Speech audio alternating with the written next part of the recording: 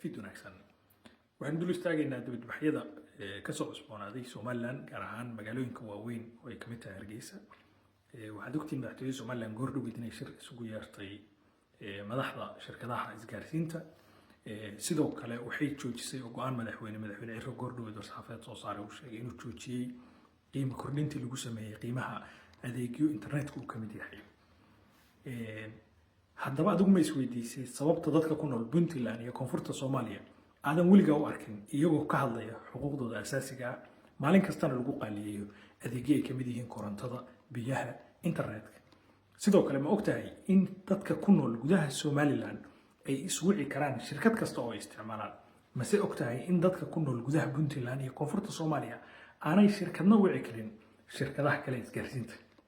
tusaale, ma ogtahay haddii aad ku nooshahay Garowe oo aad haysato shirkadda Golis inaad weligaa ku khasban tahay inaad adoon u ahaato oo Golis haysato? haddii kale kuma soo wici karo qofka Golis wata. مثلا haddii aad Somtel qaadatid ama shirkad kale aad qaadatid kuma soo wici karo. bal taas xagee bay ka dhacdaa adduunyada? oo maxaanse ku micnayn karnaa arrintaas oo aan ka ahayn adoonsi casri ah? tusaale, dalka aan joogo kaar kasta oo aan wato, shirkaddan doona aan ka wato, qof kasta oo dalka ku nool wuu soo wici karaa ama dibadda ayaa laga soo wici karaa. bal ka waran qof dalkiisii jooga oo aan wici karin walaashiis, xaaskiisa iyo walaalkiis oo kaliya ay tahay ciladu inay wataan kaar shirkad kale. ma taas ayaa wax la aqbali karo?